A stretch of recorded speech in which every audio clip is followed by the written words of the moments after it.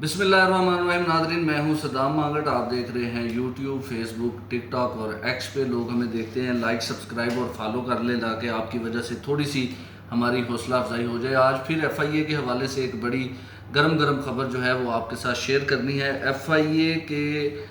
جو افسران ہیں وہ مبینہ طور پر 169 سرکاری گاڑیاں بغیر وفاقی کابینہ کے، بغیر وزارت داخلہ کی منظوری کے استعمال کرنے کا انکشاف ہوا ہے۔ ایک آڈٹ رپورٹ جو ہے وہ سامنے آئی ہے جس نے یہ تمام تر بھانڈا جو ہے وہ پھوڑ دیا ہے، جس میں بتایا گیا ہے کہ مجموعی طور پر 169 گاڑیاں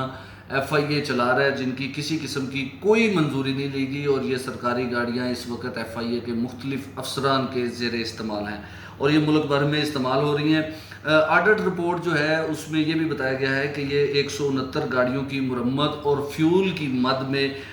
3,59,56,000 روپے جو ہے وہ اخراجات آئے ہیں سالانہ، لیکن ایف آئی اے نے وفاقی کابینہ یا وزارت داخلہ سے نہ تو اس حوالے سے کسی قسم کی کوئی اجازت لی ہے، نہ ہی وفاقی کابینہ یا وزارت داخلہ کو یہ جو اخراجات آئے ہیں اس حوالے سے اپڈیٹ کیا گیا ہے۔ مرمت اور فیول کی جو اخراجات ہے، اس کی جو ماہانہ رپورٹس ہیں وہ نہ وزارت خزانہ کو بھیجی گئی ہیں، نہ کابینہ ڈویژن کو بھیجی گئی ہیں اور نہ ہی وزارت داخلہ کو بھیجی گئی ہیں۔ اچھا، اس کے ساتھ ہی ساتھ آڈٹ رپورٹ میں یہ بھی انکشاف ہوا ہے کہ کابینہ ڈویژن نے بغیر اجازت کے لی کی جو گاڑیاں ہیں یہ سینٹرل بورڈ آف کارز کو واپس کرنے کا حکم دیا تھا، لیکن اب تک ایف آئی اے کے جو افسران ہیں وہ اپنی غنڈہ گردی پہ جبے ہوئے ہیں۔ انہوں نے ابھی تک کسی قسم کی کوئی گاڑی جو ہے وہ واپس سینٹرل پول آف کارز، میں بورڈ بول گیا ہوں پہلے بھی، سینٹرل پول آف کارز کو واپس نہیں کی ہے۔ اس کے ساتھ ہی ساتھ 16 مئی کو ایف آئی اے نے ان گاڑیوں کی تعداد کی 400 تک کی جو سمری ہے وہ وزارت داخلہ کو بھیجی تھی۔ 16 مئی 2016 کو ایف آئی اے نے ایک سمری بھیجی تھی وزارت داخلہ کو، جس میں ان گاڑیوں کی تعداد جو ہے وہ 400 کے قریب ایف آئی اے کی جانب سے بتائی گئی تھی۔ آڈٹ رپورٹ میں یہ بھی بتایا گیا ہے کہ اس حوالے سے ایف آئی اے کے اندر جو احتساب کا عمل ہے اس میں بھی بڑا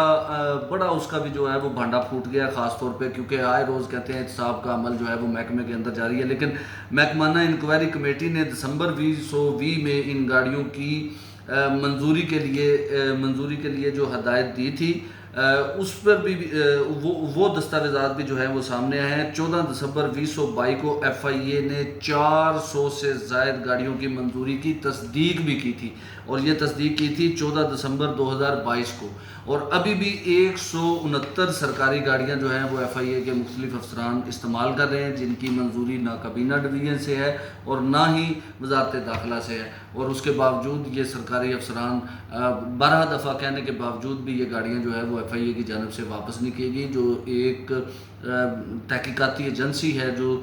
دوسروں کو پکڑتی ہے چوری پہ، فراڈ پہ، کرپشن پہ، تو ان کے بارے میں ہم یہی کہیں گے کہ دوسروں کو نصیحت خود میاں وصیت۔ بہت شکریہ، السلام علیکم۔